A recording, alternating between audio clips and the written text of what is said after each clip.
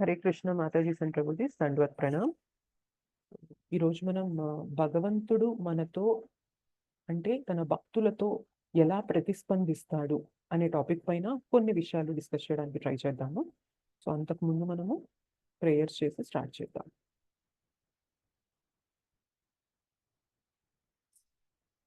ఓం అజ్ఞానతిమిరాంధస్య జ్ఞానాంజనశలాకయా చక్షురున్మిలితం యేన తస్మై శ్రీగురవే నమః. శ్రీచైతన్యమనోభీష్టం స్థాపితం యేన భూతలే స్వయం రూప కదా మహ్యం దదాతి స్వపదాంతికం. వందేహం శ్రీగురోః శ్రీయుతపదకమలం శ్రీగురూన్ వైష్ణవాంశ్చ శ్రీరూపం సాగ్రజాతం सहगण रघुनाथान्वितं तं सजीवं साद्वैतं सावधूतं परिजनसहितं कृष्णचैतन्यदेवं श्रीराधा कृष्णपादान् सहगण ललिता श्रीविशाखान्वितांश्च. हे कृष्णा करुणा सिंधु दीनबंधो जगत्पते गोपेश गोपिका कांत राधा कांत नमोस्तुते. तप्त कांचन गौरांगी राधे वृंदावनेश्वरी वृषभानुसुते देवी प्रणमामि हरिप्रिये. नमः ओं विष्णुपादाय कृष्णप्रेष्ठाय भूतले श्रीमते भक्तिवेदांत स्वामिनिति नामिने. नमस्ते सारस्वते देवे गौरवाणी प्रचारिणे निर्विशेष शून्यवादी पाश्चात्यदेशकारिणे वाञ्छाकल्पतरुभ्यश्च कृपा सिन्धुभ्य एव च पतितानां पावनेभ्यो वैष्णवेभ्यो नमो नमः. जय श्री कृष्ण चैतन्य प्रभु नित्यानंद श्री अद्वैत गदाधर श्रीवासादि गौर भक्तवृंद. हरे कृष्ण कृष्ण कृष्ण हरे हरे हरे राम राम राम हरे हरे. जय जय श्री चैतन्य जय नित्यानंद जय अद्वैत चंद्र जय गौर भक्त वृंदा. जय जय श्री चैतन्य जय नित्यानंद जय अद्वैत चंद्र जय गौर भक्त वृंदा. जय जय श्री चैतन्य जय नित्यानंद जय अद्वैत चंद्र जय गौर भक्त वृंदा. ओम नमो भगवते वासुदेवाय. ओम नमो भगवते वासुदेवाय. ओम भगवते वासुदेवाय. मुखं करोति वाचालं पङ्गुं लङ्घयते गिरिं यत्कृपातमहं वन्दे श्रीगुरुं दीनतारिणं परमानन्दमाधवं श्रीचैतन्य ईश्वरम्. श्री राधा मदन मोहन जी की जय. श्री श्री गौर निताय की जय. श्री श्री जगन्नाथ बलदेव सुभद्रा माई की जय. जगत गुरु पतित पावन श्रील प्रभुपाद की जय. अनंत कोटि वैष्णव वृंद की जय. समवेत गौर भक्त वृंद की जय. हरे कृष्ण महामंत्र की जय. निताय गौर प्रेमानंदे हरि हरि बोल.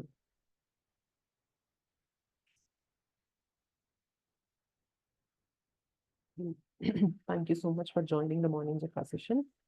నిన్న క్లాస్లో కూడా జానకి రామయ్య ప్రభు అనుకుంటాను అడిగారు మనకి ఈ మంగళాచరణ్ ఒక్కొక్క వర్డ్స్కి మీనింగ్ తెలుసుకుందాము అని.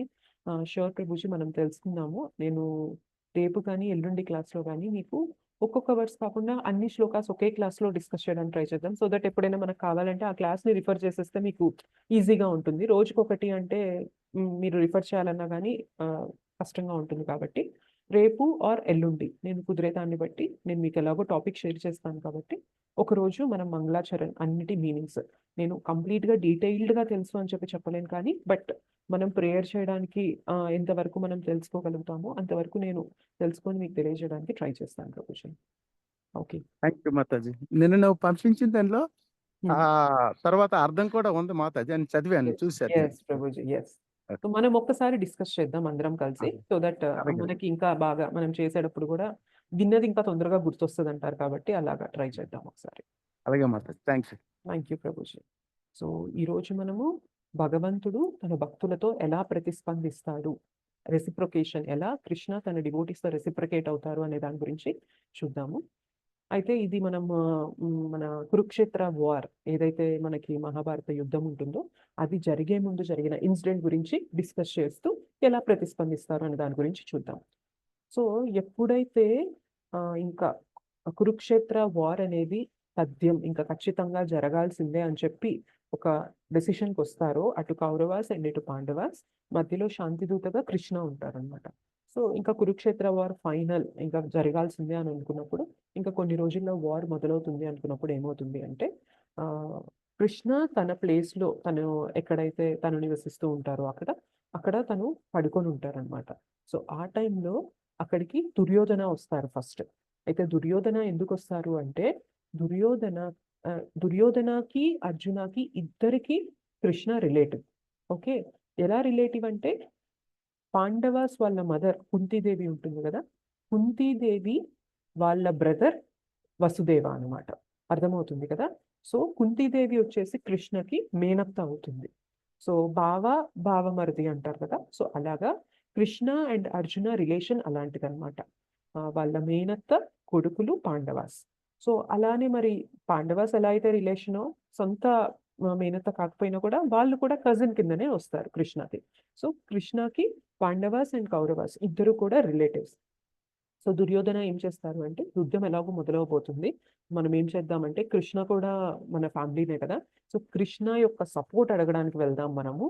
కృష్ణ దగ్గర చాలా ఆర్మీ ఉంది. సో నారాయణి సేన అంటారనమాట. సో నారాయణుడి యొక్క సేనని నారాయణి సేన అంటారు. సో కృష్ణ దగ్గర చాలా ఆర్మీ ఉంది. ఒకవేళ మనము ఆ ఆర్మీ స్ట్రెంగ్త్ కూడా మన వైపు తీసుకున్నామంటే ఖచ్చితంగా మనం పాండవుల పైన గెలుస్తాము అని దుర్యోధన ప్లాన్ అనుకుని కృష్ణ దగ్గరికి వెళ్తారు. అయితే కృష్ణ నిద్రపోతూ ఉంటారు. సో మనం ఏదైనా ఫేవర్ అడగడానికి వెళ్ళినప్పుడు నిద్రపోతున్న మనిషిని లే లే లే అని చెప్పి ఫేవర్ అడిగితే ఫేవర్ చేస్తారా, ఇంకా పైపెచ్చి మనల్ని తిడతారా? అంటే ఫేవర్ చేయకుండా ఉండడానికి ఇష్టపడతారా? వెయిట్ చేస్తాం కదా మాతాజీ. ఎగ్జాక్ట్లీ. సో దుర్యోధన కొంచెం ఆ కామన్ సెన్స్ ఉపయోగించి వెయిట్ చేస్తున్నాడు అనమాట. సో దుర్యోధన వచ్చిన కొంచెం సేపటికి అర్జున కూడా వస్తారు అక్కడికి. సో అర్జున కూడా వచ్చి కృష్ణ నిద్రపోవడం చూసి కృష్ణ దగ్గర అదే ఆ ప్లేస్ లో వెయిట్ చేస్తూ ఉంటారు. అయితే ఎలా ఉంటుందంటే వాళ్ళు కూర్చునే పొజిషన్, సో కృష్ణ ఇలా పడుకొని ఉన్నట్లయితే కృష్ణ ఫేస్ దగ్గర ఎదురుగా కరెక్ట్ గా ఒక చైర్ ఉంటుంది, అంటే కూర్చోడానికి ఆసనం ఉంటుంది. అక్కడ దుర్యోధన కూర్చున్నారు. అండ్ అర్జున సెకండ్ వచ్చారు కాబట్టి, తర్వాత వచ్చారు కాబట్టి కృష్ణ ఇలా పడుకొని ఉంటే కృష్ణ పాదాల దగ్గర ఒక ఆసనం ఉంది. సో అక్కడ అర్జున కూర్చొని ఉన్నారు. సో ఇద్దరు వెయిట్ చేస్తున్నారు, కృష్ణ లేస్తే మనము కృష్ణని హెల్ప్ అడుగుదాము, తన సేనని కానీ తనని కానీ మనము యుద్ధంలో మనకి హెల్ప్ చేయమని అడుగుదాము అని ఎదురు చూస్తున్నారు. సో కొంచెం సేపు అయింది, కృష్ణ లేచారు. అయితే లేస్తున్నప్పుడు మనం కళ్ళు తెరవగానే జనరల్ గా ఇలా పైకి తెరవం కదా, ఇలా తెరిచినప్పుడు మనకి ఎవరు కనిపిస్తారు ఫస్ట్? పాదాల దగ్గర ఉన్న వాళ్ళు కనిపిస్తారా, తల దగ్గర ఉన్న వాళ్ళు కనిపిస్తారు? పాదాల దగ్గర. ఎగ్జాక్ట్లీ. సో కృష్ణ కూడా ఫస్ట్ కళ్ళు తెరిచిన వెంటనే అర్జున కనిపించారు. సో అర్జున కనిపించడంతోనే కృష్ణ ఏంటి అర్జున ఇలా వచ్చావు అని చెప్పి అర్జునని సంబోధిస్తూ నిద్రలేస్తారు. వెంటనే దుర్యోధనకి కోపం వచ్చేస్తుంది అనమాట. నేను ముందు కూర్చొని నేను ముందు నుంచి వెయిట్ చేస్తూ ఉంటే ముందు అర్జునాన్ని పలకరిస్తావేంటి అని చెప్పి దుర్యోధన అంటారు. కృష్ణ నేను కూడా వచ్చున్నాను ఇక్కడ, నేను కూడా కూర్చొని ఉన్నాను, ఇన్ఫాక్ట్ అర్జున కంటే ముందు నేనే వచ్చి కూర్చున్నాను అని చెప్పి దుర్యోధన అంటారు. ఓ దుర్యోధన నువ్వు కూడా వచ్చావా, మంచిది, అయితే ఎందుకు వచ్చారు మీరిద్దరు అని చెప్పి అంటారు. అయితే దుర్యోధన చెప్తారు, ఇలా మనకి యుద్ధం జరగబోతుంది కదా, మీ హెల్ప్ అడగడానికి వచ్చాను నేను అంటే, అర్జున కూడా నేను కూడా అందుకోసమే వచ్చాను కృష్ణ అని చెప్పి చెప్తారు. సో నెక్స్ట్ కృష్ణ లేచి చెప్తారు, ఫైన్, ఇప్పుడు నేను ఒకళ్ళ వైపే సపోర్ట్ చేస్తే ఇంకొకళ్ళ వైపు పార్షియాలిటీ చూపించినట్లయితుంది. సో ఇప్పుడు నా దగ్గర ఒక ఆప్షన్ ఉంది, ఏంటి అంటే మీరిద్దరు వచ్చారు కాబట్టి నేను ఇద్దరికి న్యాయం చేకూర్చాలి. ఒకళ్ళ వైపు వెళ్ళిపోతే కరెక్ట్ కాదు, నేను ఇద్దరికి రిలేటివ్ కాబట్టి. సో నేను ఏం చేస్తాను అంటే ఒక ఆప్షన్ మీకు, ఒకటి నా సేన నారాయణి సేన ఒకళ్ళు తీసుకోవచ్చు, అండ్ నేను ఒకళ్ళ వైపు ఉంటాను. అయితే ఇంకొకటి ఏంటి అంటే కండిషన్, నేను అస్త్రశస్త్రాలు పట్టను, నేను జస్ట్ అడ్వైజర్ లాగా మాత్రమే ఉంటాను. సో 2 ఆప్షన్స్ ఏంటి, నారాయణి సేన కృష్ణ దగ్గర ఉన్న సైన్యం అంతా ఒక ఆప్షన్, అదొకళ్ళు చూస్ చేసుకోవచ్చు. ఇంకొకటి కృష్ణని చూస్ చేసుకోవచ్చు. అయితే కృష్ణ ఏం చెప్తున్నారు, నేను ఫిజికల్ గా యుద్ధ రంగంలోకి దిగి నేను బాణాలు సంధిస్తూ నేను యుద్ధం చెయ్యను, నేనేం చేస్తాను అంటే కేవలం ఎవరైతే నన్ను కావాలనుకుంటారో వాళ్ళకి నేను అడ్వైజర్గా మాత్రమే ఉంటాను అని కృష్ణ చెప్తారు. సో ఏమంటారు అంటే ఫస్ట్ అర్జునకి ఛాన్స్ ఇస్తారు. అర్జున నువ్వు చూస్ చేసుకో నీకేది కావాలో అని చెప్పి కృష్ణ అంటారు. సో దుర్యోధనకి కోపం వస్తుంది. చెప్తారు మళ్ళీ, కృష్ణ నేను ముందొచ్చాను కృష్ణ, అర్జున కన్నా నేను ముందొచ్చినప్పుడు ఫస్ట్ ఆప్షన్ నాకు ఇవ్వాలి కానీ అర్జునకి ఇస్తావేంటి అని అంటారు. అయితే కృష్ణ అంటారు, నువ్వు ముందైతే వచ్చావు కానీ నేను కళ్ళు తెరిచి ఫస్ట్ చూసింది అర్జుననే, నిన్ను కాదు. పోనీ అది పక్కన పెట్టినా కూడా అర్జున నీకన్నా చిన్నవాడు. సో జనరల్ గా మనం ఇంట్లో ఎవరికైనా ఆప్షన్ ఇవ్వాలన్నా కూడా ఇద్దరు బ్రదర్స్ అలా ఉన్నట్లయితే ఫస్ట్ ఎవరికి ఆప్షన్ ఇస్తాము? చిన్నపిల్లలకే కదా. చిన్న పిల్లలకే చిన్నవాడు. ఇస్తాం. చిన్న వాళ్ళకే ఇస్తాం. సో అలానే కృష్ణ కూడా చెప్తున్నారు, వయసులో నీకన్నా అర్జున చిన్నవాడు కదా, చిన్నవాడు కాబట్టి ముందు ఆప్షన్ ఇద్దాము ఏమవుతుంది, తర్వాత నువ్వు తీసుకుందులే అనుకుంటారు. సో వెంటనే దుర్యోధనకి ఇంకా తన ఆశలన్నీ కూడా నీరు గారిపోతాయి.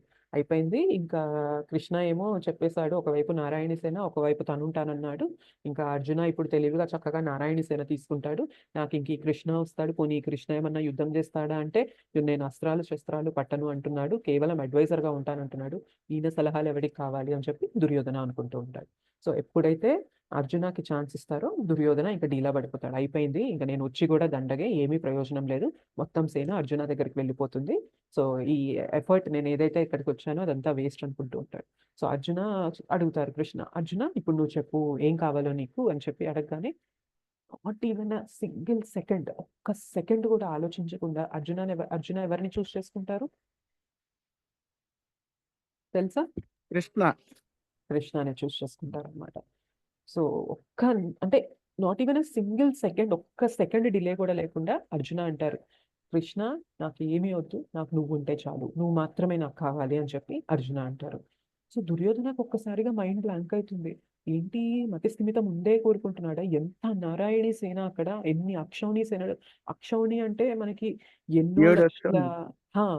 7 అక్షౌణి సేనలు. సో అక్షౌణి అంటే జనరల్ గా కౌంట్ ఎలా ఉంటుంది అంటే మనకి ఎన్నో లక్షల హ్యూమన్ పవర్, అంతమంది మనుషులు కలిసి, అండ్ ఎన్నో ఏనుగులు, ఎన్నో గుర్రాలు, సో ఇట్లా అన్ని స్ట్రెంగ్త్ అంతా కలిపి ఒక అక్షౌణి అంటారు. అలాంటివి 7 అక్షౌణి సేనలు అలా ఉంటాయి కృష్ణ దగ్గర. సో ఇంత సేన, నాకు నెంబర్ కరెక్ట్ గా గుర్తులేదు, సో బట్ మొత్తానికి చాలా సేన ఉంటుంది. సో ఇంత సేన తీసుకోకుండా నాకు కృష్ణ నువ్వు కావాలి అంటాడు ఏంటి, అర్జున తెలివి ఉండే మాట్లాడుతున్నాడా లేదా అని చెప్పి. సో ఎనీవే ఏదైతే అదైంది, నాకు కావాల్సింది నాకు దొరికింది అని చెప్పి. కానీ దుర్యోధన ఏమంటాడు, నెక్స్ట్ దుర్యోధన అని అడుగుతారు కృష్ణ, ఇప్పుడు నీకు ఓకేనా మరి దుర్యోధన, నన్ను అర్జున చూస్ చేసుకున్నాడు, మరి నీకు నారాయణి సేననే ఉంటుంది, నీకు ఓకేనా అంటే, నాకు ఓకే ఓకే అని చెప్పంటే బాగుంటది కదా. సో ఆ దుర్యోధన ఏమంటాడంటే, ఇంకేం చేస్తాం కృష్ణ, నాకు ఇంకొక ఆప్షన్ ఉందా, నువ్వు ముందేమో అర్జునకి ఛాన్స్ ఇచ్చావు, సో అర్జున నిన్ను చూస్ చేసుకున్నారు, నాకు ఇంకొక దారి లేదు కదా, నాకు ఇంకా నీ సేననే తీసుకోవాలి, ఇంకేం చేయగలను, నేను నీ సేననే తీసుకుంటాను అని చెప్పి బయటికి మాత్రం మొహం దిగాలుగా పెట్టాడు. లోపల మాత్రం ఫుల్ ఎంజాయ్ మూడ్ లో ఉన్నాడు అనమాట. నేను అనుకున్నది నాకు దొరికింది, నేను హ్యాపీ అని చెప్పి అనుకుంటాను. సో ఫైన్, కృష్ణ అంటారు, ఓకే నేను నీకు అడ్వైజర్ గా ఉంటాను, నా సేన నీకు సపోర్ట్ చేస్తుంది దుర్యోధన అని చెప్పి వెళ్ళిపోతారు. సో ఎప్పుడైతే వీళ్ళు మళ్ళీ రిటర్న్ అవుతారో భీష్మదేవ అడుగుతారనమాట దుర్యోధనాన్ని, సో నువ్వు వెళ్ళావు కదా కృష్ణుడి దగ్గరికి తన హెల్ప్ అడగడానికి, మరి ఏమన్నారు కృష్ణ అంటేను, యా చూసావా నేను ఎంత తెలివిగా చేశానో, అర్జున ఏమో ఏం తెలివి లేని వాళ్ళలాగా కృష్ణుడిని చూస్ చేసుకున్నాడు, కృష్ణుడేమో యుద్ధం చేయనంటున్నాడు, కేవలం సలహాలు ఇస్తానంటున్నాడు, నేనేమో మొత్తం నారాయణి సేనని తీసుకొచ్చాను అని చెప్పి భీష్మదేవాకి చెప్తారు. సో భీష్మదేవ అది వినగానే మనసులో నవ్వుకుంటాడు అనమాట, ఓరి మూర్ఖుడా, నారాయణుడు లేని నారాయణి సేనతో నీకేం పని, నీ తెలివి ఇంత ఘనంగా ఉంది, సో నారాయణుడే లేనప్పుడు నారాయణి సేన నీ వైపు ఉండి ఏం ప్రయోజనము, నీకు ఆయన విలువ తెలియడం లేదు, ఆయన ఎవరో తెలియడం లేదు, అందుకే నువ్వు ఇంత మూర్ఖంగా ఇలాంటి ఆప్షన్ చూస్ చేసుకున్నావు అని చెప్పి భీష్మదేవ మనసులో అనుకుంటారు. భీష్మదేవాకి తెలుసు, భీష్మ పితామహాకి తెలుసు, ఆ కృష్ణ ఎవరో కాదు, సాక్షాత్తు దేవాది దేవుడు అని చెప్పి భీష్మ పితామహాకి తెలుసు అనమాట. బట్ దుర్యోధనకి కనిపించదు, ఆయన భగవంతుడు అన్న విషయం దుర్యోధనకి తెలియదన్నమాట. సో చాలా సార్లు మనం అనుకుంటాం, భగవంతుడు నా కళ్ళ ముందు కనిపించట్లేదు ఏంటి, నా కళ్ళ ముందు కనిపించట్లేదు ఏంటి అని చెప్పి చాలా మంది క్వశ్చన్ అడుగుతూ ఉంటారు. ఒకటి గుర్తుపెట్టుకోవాలి, కళ్ళ ముందు కనిపించిన ప్రతి ఒక్కరికి కూడా కృష్ణలాగా ట్రీట్ చేయడం అనేది తెలియలేదు. దుర్యోధన కళ్ళ ముందే ఉన్నాడు, నేను కావాలా నా సేన కావాలా అని చెప్పి ఆప్షన్ ఇచ్చినప్పుడు నువ్వు కావాలి కృష్ణ అని కోరుకోవడం కూడా తెలియనంత అమాయకత్వంలో, అంత ఇగ్నోరెన్స్ లో దుర్యోధన ఉన్నారనమాట. సో భగవంతుణ్ణి ఎప్పుడు కంటితో చూడాలి అని మనం అనుకోకూడదు. మనం తీసుకోవాల్సిన లెసన్ ఇక్కడ, భగవంతుణ్ణి ఎప్పుడు కూడా we have to know through years. మనం శ్రవణం ద్వారా భగవంతుణ్ణి తెలుసుకోవాలి. శ్రవణం చేయనంత వరకు కూడా ఇవి జస్ట్ ఫిజికల్ ఐస్ గానే ఉంటాయి. భగవంతుణ్ణి కూడా ఒక వ్యక్తిగానే చూస్తాం. బట్ శ్రవణం చేసే కొద్దీ ఏమవుతుందో తెలుసా?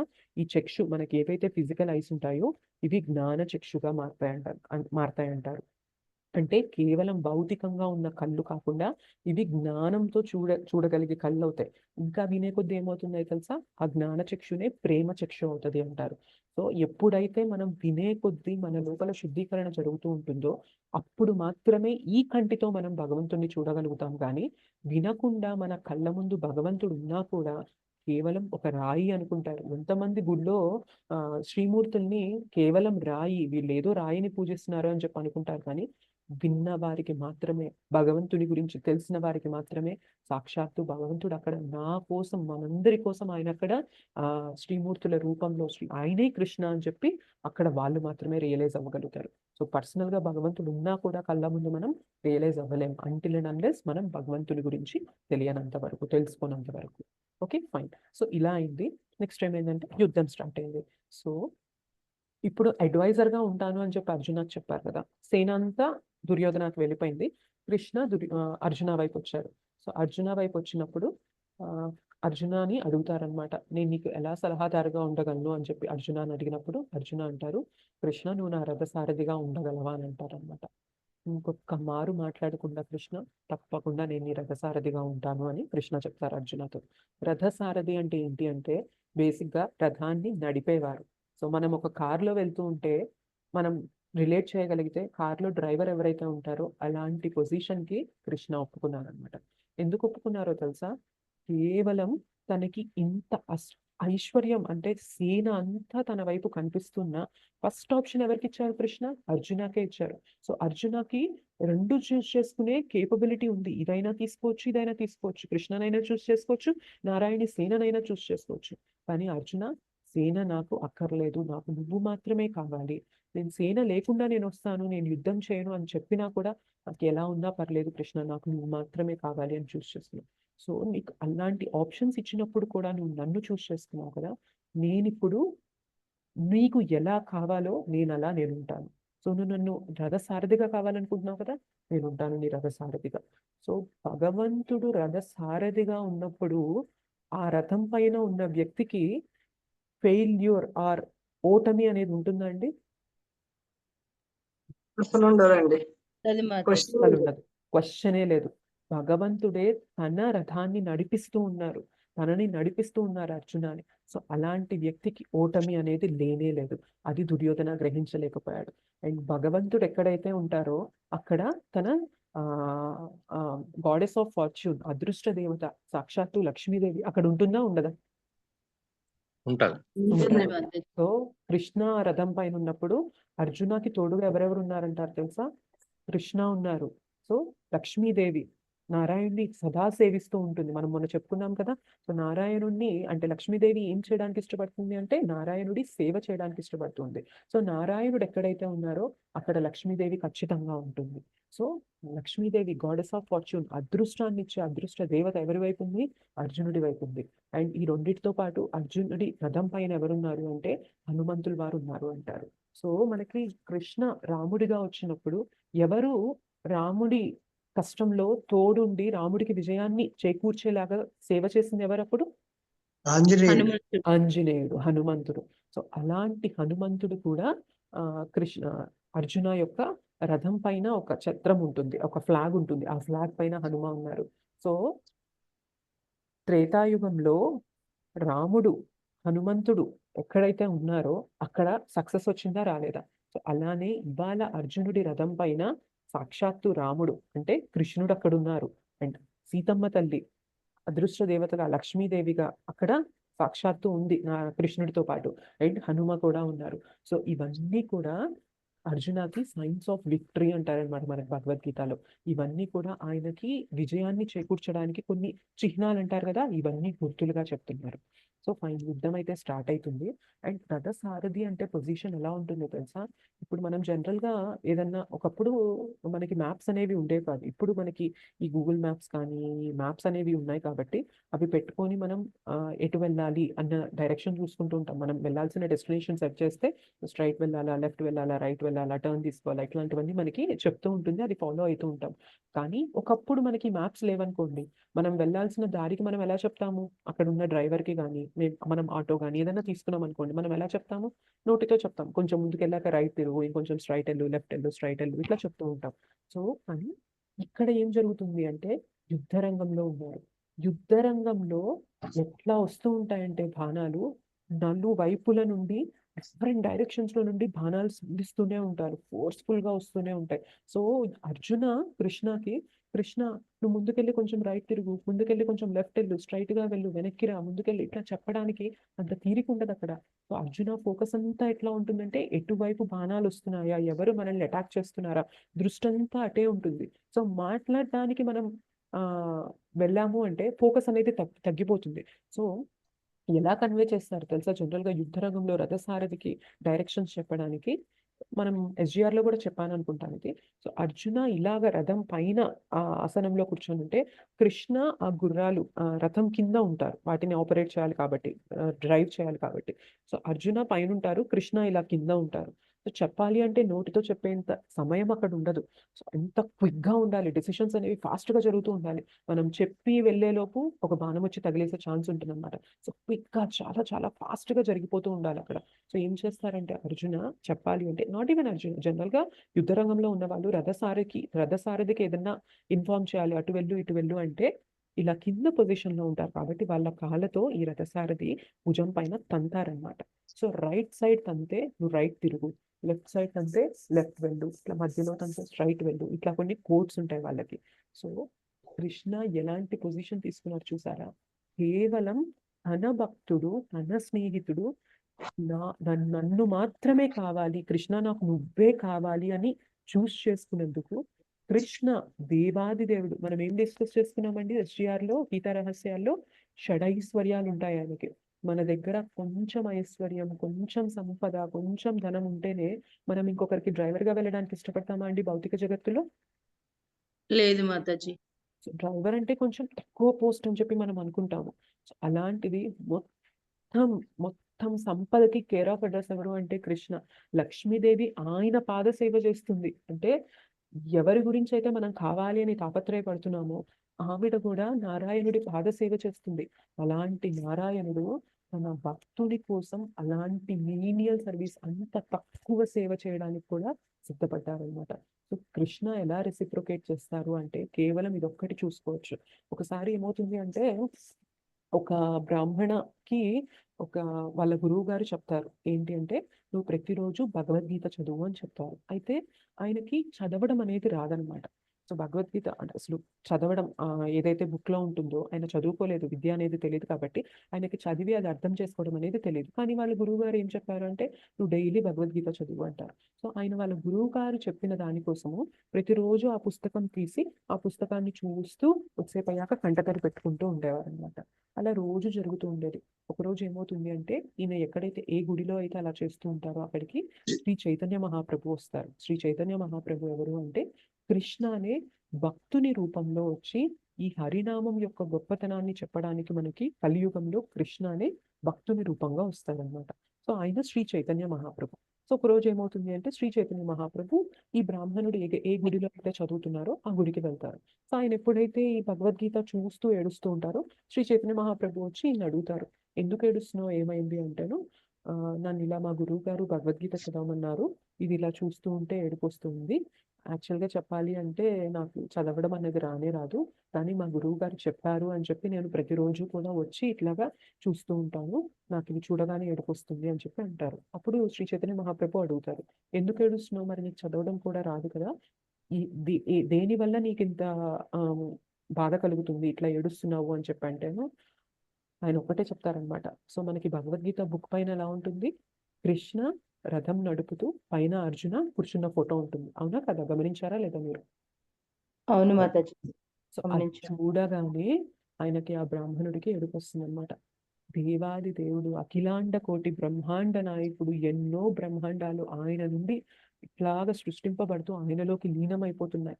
ఆయన ఆజ్ఞ లేకుండా చీమైనా కదలదు, గడ్డి అయినా కదలదు అని చెప్పే అలాంటి దేవాది దేవుడు తన భక్తుని కోసం ఇలాంటి స్థాయికి తీసుకున్నారా, ఇలాంటి పొజిషన్ తీసుకున్నారా, ఇంకా ఇలాంటి భగవంతుడి గురించి నేను తెలుసుకోలేకపోతున్నానే అని నాకు బాధేస్తూ నా కళ్ళల్లో నీళ్ళు వస్తాయనగానే శ్రీ చైతన్య మహాప్రభు ఆ బ్రాహ్మణుని ఇట్లా కౌగిలించి భగవద్గీత మొత్తం చదివి తెలుసుకునేది ఏది అంటే, నువ్వు ఇవాళ ఏదైతే తెలుసుకున్నావో అదే.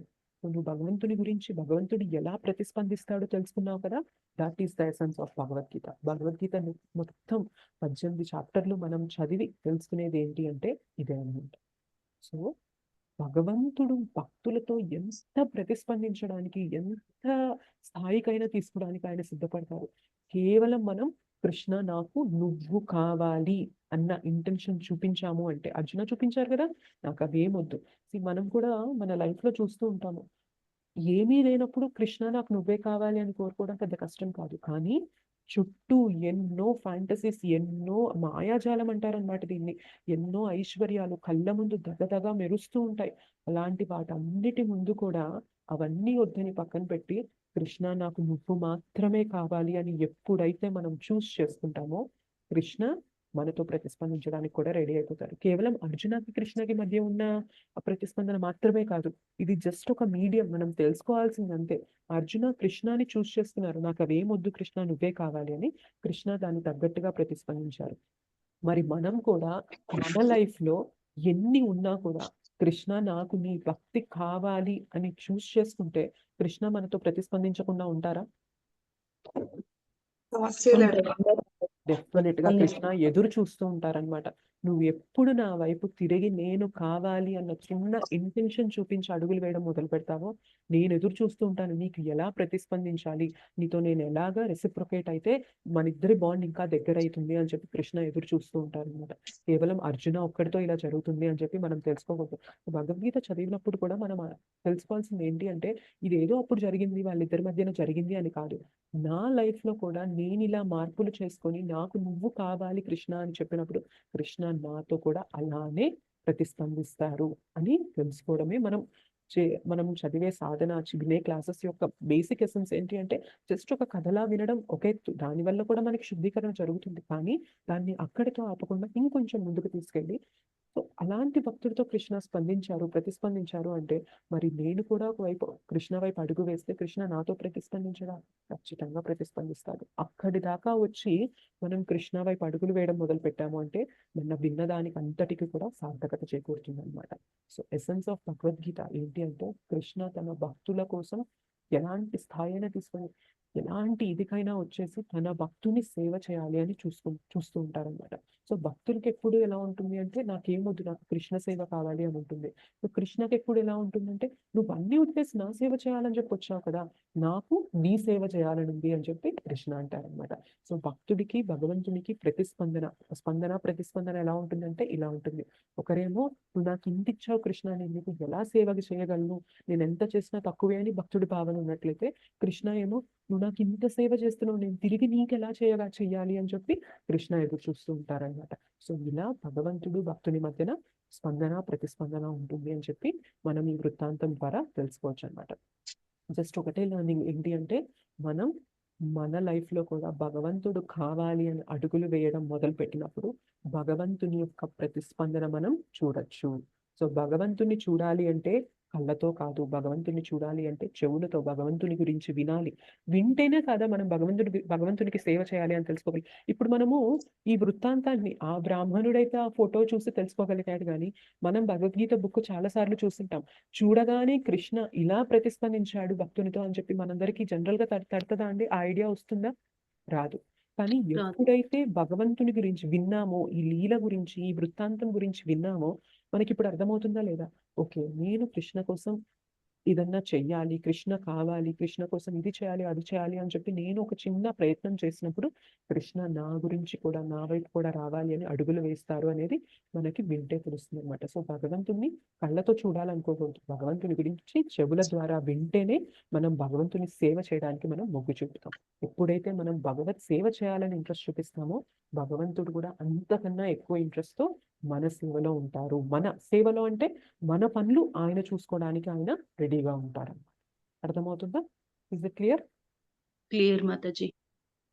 సో ఇలా మనం భగవంతునికి భక్తుల మధ్యన స్పందన ప్రతిస్పందన గురించి ఇలా చెప్పుకోవచ్చు అన్నమాట. జస్ట్ మన లైఫ్ లో కృష్ణ కోసం ఏదన్నా చేయాలి అని ప్రయత్నం చేసిన ప్రతి క్లాస్ లో మనం చెప్పుకునేది అదే. భగవన్ నామం తీసుకోవాలన్నా, భగవత్ కథ వినడానికి మనం చాలా టైం ఇస్తున్నాం, చాలా కష్టపడుతున్నాం అనుకుంటున్నాం. కానీ భగవంతుడు ఎదురు చూస్తూ ఉన్నాడు. నువ్వు నా కోసం లేస్తున్నావు, పొద్దునే నా నామం తీసుకుంటున్నావు, నా కథ వింటున్నావు, నేను నీ పని ఎలా చేయాలి అని చెప్పి కృష్ణ మనందరి లైఫ్ లో ఎదురు చూస్తూ ఉంటారనమాట. సో నీ లైఫ్ ని నేను ఎలా సింప్లిఫై చేయాలి, నువ్వు కష్టం అనుకునే పనులు నేను ఎలా సింప్లిఫై చేసేస్తే నీకు ఎక్కువ టైం దొరుకుతుంది. ఎందుకంటే మనం భగవద్గీతలో చూసాం కదా, అహం కాలోస్మి, నేను టైంని, నేను సమయాన్ని అని కృష్ణ చెప్తున్నారు. మనం భగవంతుని కోసం సమయం ఇచ్చే కొద్దీ భగవంతుడు మన సమయం, ఏదైతే సమయం వృధాగా పోతుందో దాన్ని అంతా క్లియర్ చేస్తారనమాట. మన వర్రీ టైంని అదంతా తీసేసి భగవంతుడు మనతో ప్రతిస్పందించడానికి రెడీగా ఉంటారు. ఓకే, హరే కృష్ణ మాతాజీ. ధన్యవాద ప్రణామ్ మాతాజీ. ప్రణామం. మీరు ఇప్పుడు చెప్పిన దానికి రీసెంట్ గా నాకు ఒక సన్నివేశం జరిగింది మాతాజీ. గోవర్ధన పూజ వచ్చింది కదా మనకి, గోవర్ధన పూజ చేద్దామని డిసైడ్ అయ్యాం మాతాజీ. ఓకే. అయితే మీ ఇంట్లో చేద్దాము, సింపుల్ గా, ఎక్స్పెండిచర్ బయట అయితే ఎక్కువ అవుతుంది అనుకున్నాం మాతాజీ. ఓకే. అనుకోని మనసులో అనుకొని మా శిక్ష గురికి చెప్పాను మాతాజీ, ఇట్లా గోవర్ధన పూజ చేద్దాం అనుకుంటున్నామని. ఓకే. అసలు మేము ఎక్స్పెక్ట్ చేయలేదు మాతాజీ. ఆ అమౌంట్ చాలా, మా గ్రూప్ లో ఉన్న వాళ్ళందరూ డొనేషన్స్ అడిగారు. మా మాతాజీ 5,000 అంతలా 1,000 2,000 అట్లా వేసారు మాతాజీ. మొత్తం 14,000 దాకా వచ్చినాయి. గ్రాండ్ గా టెంపుల్ లో చేసాం మాతాజీ, చాలా భారీ ఎత్తున. అయితే ఇక్కడ ఎవ్వరికి తెలియదు మాతాజీ ఇస్కాన్ గురించి. అసలు 2 ఫ్యామిలీసే ఉన్నాయి. గోవర్ధన పూజ అంటే ఒక గో పూజ చేస్తారేమో అనుకున్నారు. 100 అబౌవ్ మెంబర్స్ వచ్చారు. అసలు ఎంత హ్యాపీ అయ్యారంటే మాతాజీ, ఇలా ఉంటుందా, ఇంత బాగా చేస్తారా అని అసలు ఎంత హ్యాపీ అయ్యారంటే అంత హ్యాపీ అయ్యారు మాతాజీ. అది చూడండి, ఇప్పుడు మనం భగవంతుడి కోసం కొంచెం చేద్దాం అనుకుంటే చూడండి భగవంతుడు ఎలా సపోర్ట్ ఇచ్చాడు. ఇది రియల్ గా మనం అనుభవం మాతాజీ. హరే కృష్ణ మాతాజీ. ఇది ప్రతి ఒక్కరితో కూడా జరుగుతుంది. కాకపోతే మన డిజైర్ అన్నది గట్టిగా ఉండాలన్నమాట. కృష్ణ నాకు నీ కోసం ఇది చేయాలని ఉంది అని డిజైర్ ఎప్పుడైతే మన దగ్గర ఉన్నది, కేవలం ఏదన్నా ఉంది అంటే కేవలం మన డిజైర్ మాత్రమే. ఎందుకంటే ఇవాళ మనం మాట్లాడుతున్నాం, వింటున్నాము అంటే అది మన శక్తి అండి? కాదు, భగవంతుడు ఇచ్చిన శక్తి. కానీ మన దగ్గర ఏదన్నా ఉంది. ఇప్పుడు జ్ఞానం మనం ఏదైతే డిస్కస్ చేసుకుంటున్నామో ఈ జ్ఞానం కూడా మన గురువుల ద్వారా వచ్చింది. అండ్ మనం మాట్లాడే శక్తి, వినే శక్తి, మనం ఇప్పుడు వాడుకునే ఇంటర్నెట్ కానీ ప్రతిదీ, ఎవ్రీథింగ్. ఇప్పుడు మాట్లాడాలి అనే కోరిక ఉన్నప్పుడు ఇంటర్నెట్ అనేది కరెక్ట్ గా వర్క్ అయితేనే కదా నేను ఇలా రాగలను, మీరు అలా వచ్చి రాగలరు, వినగలరు. మనకి మీడియం అన్నది ఉంది. సో నాకు ఇప్పుడు బాగాలేదనుకోండి, జలుబు చేసింది అనుకోండి, మాట్లాడడం పాసిబుల్ అవుతుందా? అవ్వదు. సో కృష్ణ చాలా సెట్ చేస్తున్నారు అనమాట. మనకి అది రియలైజ్ అవ్వడం తెలియదు. కేవలం మనకి డిజైర్, మనం కృష్ణ గురించి మాట్లాడుకోవాలి, కృష్ణ కథ వినాలి అన్న డిజైర్ ఒక్కటి మనం ఎక్స్ప్రెస్ చేస్తే ఇవన్నీ కృష్ణలో సెట్ చేస్తారనమాట. రైట్? సో ప్రతిదీ కూడా అంతే. మనం భగవంతుని గురించి ఏదన్నా చేయాలి అన్న ఒక డిజైర్, ఒక ఇంట్రెస్ట్, ఒక కోరిక అన్నది బలంగా వ్యక్తం చేసినప్పుడు మిగిలినవన్నీ కృష్ణ సమకూరుస్తారు. సో ఈ భక్తి అలాంటిది అనమాట. మనం రియలైజ్ అవ్వడం మొదలు పెడితే ఒక్కొక్కసారి మనకు తెలియదు, అన్ని జరిగిపోతున్నాయి, దానంతట అదే జరుగుతున్నాయి అనుకుంటాం. కానీ కృష్ణ ఎన్నో ఉండి నడిపిస్తున్నారు అనమాట. సో ఎప్పుడైతే అది రియలైజ్ అవ్వడం మొదలు పెడతామో భక్తిని వదులుకోవాలని ఎవరు అనుకోరు. మనకి ఎప్పుడు కూడా ఒక వ్యక్తి, SGR లో కూడా అనుకున్నాం, మనల్ని ఎప్పుడు ప్రేమించేవారు, నా గురించి పరితపించేవారు కావాలి అని కోరుకున్నాం మనము. సో అలాంటి వ్యక్తి కృష్ణ. అలాంటి కృష్ణ గురించి నేను ఈ ప్రయత్నం చేస్తున్నాను అనుకున్నప్పుడు మనకి ఈ ప్రయత్నం ఎప్పుడు వదులుకోవాలని మనం కోరుకోమన్నమాట. ఈ ప్రయత్నాన్ని ఇంకా గట్టిగా చేయాలి, ఇంకా స్ట్రాంగ్ గా, ఇంకా ఇంటెన్స్ గా నేను ముందుకెళ్ళాలి అని ప్రయత్నం చేస్తూ ఉంటాం. కృష్ణ కూడా అలానే మన లైఫ్ లో ప్రతిస్పందిస్తూనే ఉంటారు అన్నమాట. జస్ట్ మనం ఓపెన్ గా ఉండి అది చూడగలిగే జ్ఞానం అనేది మనకు ఉండాలి. అదొక్కటి ఉంటే కనుక మనకి ఎప్పుడు కూడా దీన్ని వదులుకోవాలి అన్న భావన, దీని నుండి వెనక్కి వెళ్ళాలి అన్న భావన కలగదన్నమాట. సో ఎవరికైతే కరెక్ట్ ఫిలాసఫీ, కరెక్ట్ తత్వం తెలుస్తుందో భగవంతుని గురించి, ఎవరు కూడా భక్తి ఇంకా చాలా కష్టంగా ఉంది అని చెప్పి అనుకోరు, వదిలేరు. కష్టంగా ఉన్నా కూడా పర్లేదు. భగవంతుడు నాకు ఈ ఫేస్ ఇచ్చారు. కావాలనే టెస్ట్ చేస్తున్నారేమో. నేను ఇలా ఉన్నా కూడా నేను ముందుకెళ్తానా, వదిలేస్తానా అని చెప్పి నన్ను చూస్తున్నారేమో. ఇలా ఉన్నా కూడా నాకున్నది ఒకటే దారి. నేను భగవన్ నామం తీసుకుంటాను, భగవత్ కథ వింటూను ఇలానే ముందుకు వెళ్తాను. నాకు చేతనైనంత ముందుకు వెళ్తాను. ఒకప్పుడు 10 అడుగులు వేసేదాన్ని, వాళ్ళు 2, 3 అడుగులే వేయొచ్చు. కానీ కృష్ణ ఆ 2, 3 అడుగులు వేస్తావా లేదా అని చూస్తుండొచ్చు ఆ టైంలో. సో, అది మనం ప్రూవ్ చేసామనుకోండి, ఇంకొకసారి 10 అడుగులు కాదు, 100 అడుగులు కూడా దాటగలిగే శక్తి మనకివ్వచ్చనమాట. So, bhakti is very, very powerful, very potent. Yes Mataji. నమ్మకంతోటి, శ్రద్ధతో మనం ఎప్పుడైతే ఒక అడుగు వేయడానికి ప్రయత్నం చేస్తామో, ఆయన మన కోసం 4 అడుగులేస్తాడు మాతాజీ. 100 అడుగులేస్తాడు. మన కోసం మన ముందుకు నడిపిస్తాడు. ప్లస్ మనం ఏవైతే అడ్డంకులు అనుకుంటామో వాటిని కూడా తొలగిస్తాడు మాతాజీ. ఖచ్చితంగా. నా ఎక్స్‌పీరియన్స్‌లో చెప్తున్నాను మాతాజీ. హరి హరి మాతాజీ. హరి హరి హరే బోల్. కృష్ణ. హరే కృష్ణ. ఇంకేమైనా క్వశ్చన్స్ ఉన్నాయండి? మాతాజీ క్లాస్‌కి సంబంధించింది కాదు. వేరే క్వెషన్ ఉంది, అడగొచ్చా మాతాజీ? చెప్పండి మాతాజీ. ఇప్పుడు మనం కృష్ణ ప్రసాదం ఏదైనా దానం చేయాలనుకుంటాం మాతాజీ. అవును. కృష్ణ ప్రసాదం దానం చేయాలంటారు. అయితే నిన్న ఒక డిస్కషన్ లో వచ్చింది వేరే వాళ్ళు. డబ్బు ఒక పాపకి స్టడీకి కొంచెం ఇబ్బందిలో ఉన్నారు అని చెప్పి ఒక ఆవిడ దానం చేసిందంట కొంత డబ్బు. ఒక ఓకే. 1,00,000 రూపాయలు అవసరం ఉంటే ఒక 1,000 రూపాయలు కృష్ణ అర్పణం వస్తు అని చెప్పి చేసిందంట. ఓకే. అది మన దాంట్లో అసలు యాక్చువల్ గా దానం అనేది చూసి చేయాలంటారు కదా మాతాజీ. ఎగ్జాక్ట్‌లీ. అవును. అయితే అది కరెక్టేనా మాతాజీ అలా చేయడము?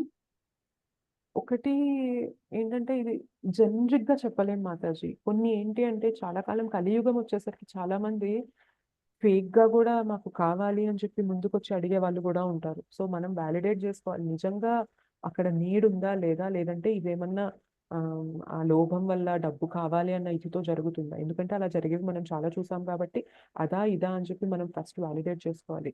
అండ్ ఇంకొకటి ఏంటి అంటే చదువు గురించి దానం చేయడం అనేది తప్పు కాదు. కానీ దానితో పాటు ఇఫ్ పాసిబుల్ ఆ పాపకి మనం భగవంతుని గురించి తెలుసుకునేలాంటి మీడియం గూడా కల్పించామనుకోండి, మనం ఇంకా బెస్ట్ థింగ్ చేసినట్లనమాట ఆ పాపకి. Okay Yes, Mataji. okay. అలా చేయడం వల్ల పుణ్యం అట్లాంటి వస్తుందా మాతాజీ తనకి? మనం ఎడ్యుకేషన్ కోసం నిజంగా ప్రాపర్ ఎడ్యుకేషన్ కోసం ఇచ్చాము అంటే పుణ్యం ఖచ్చితంగా వస్తుంది Mataji. Okay Mataji. Thank you. Hare Krishna Mataji. Hare Krishna. ఇంకేమైనా క్వశ్చన్స్ ఉన్నాయండి? Okay, fine. ఏం లేవంటే మనం మన క్లాస్ నుంచి చేద్దాము. వాంఛాకల్పతరుభ్యశ్చ కృపా సింధుభ్యో చ పతితానాం పావనేభ్యో వైష్ణవేభ్యో నమో నమః. श्री श्री राधा मदन मोहन जी की जय, श्री श्री गौर निताई की जय, श्री श्री जगन्नाथ बलदेव सुभद्रा माई की जय, जगत गुरु पतित पावन श्रील प्रभुपाद की जय, निताई गौर प्रेमानंदे हरि हरि बोल. Thank you so much. Hare Krishna Mataji. ఒక్క doubt Mataji.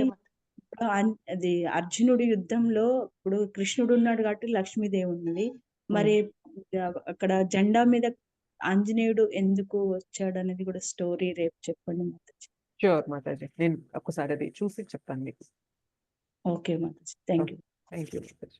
Hare Krishna. Thank you Mataji. ప్రణామ్. హరే కృష్ణ. దండవత్ ప్రణామ్. హరే కృష్ణ. హరే కృష్ణ. Thank you. దండవత్ ప్రణామ్. హరే కృష్ణ మాతాజీ. దండవత్ ప్రణామ్. హరే కృష్ణ. దండవత్ ప్రణామ్.